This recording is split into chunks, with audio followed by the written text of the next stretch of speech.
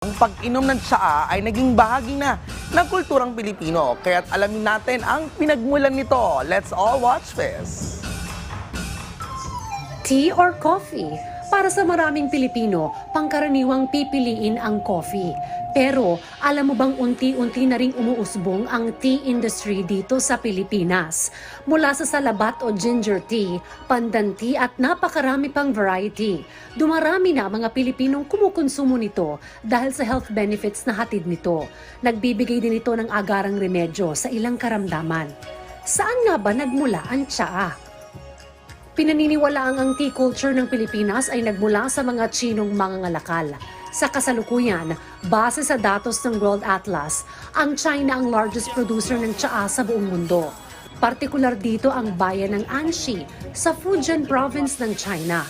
Dito ay nakalulula ang napakalawak na taniman ng tsaa na dinarayo na rin ng mga turista.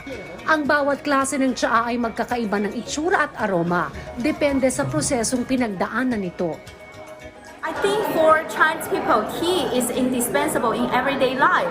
So it's not only a drink, but it is part of our culture. Ang pag-usbong ng tea industry sa Pilipinas ay patunay sa matagal ng ugnayan ng Pilipinas at ng China. Ang ugnayan na ito ay pinagtibay pa ng pagkilala ng mga Tsino sa mga natatanging Pilipino tulad ni Dr. Jose Rizal na pinatayuan pa ng bantayog dito rin sa Fujian province. Sa Fujian province kasi nagmula ang great-great-grandfather ng ating pambansang bayani. I'm very impressed with it. It's nice to see a monument to our national hero, Jose Rizal, Dr. Jose Rizal, seen here in the birthplace, if I recall correctly, of his great-great-grandfather.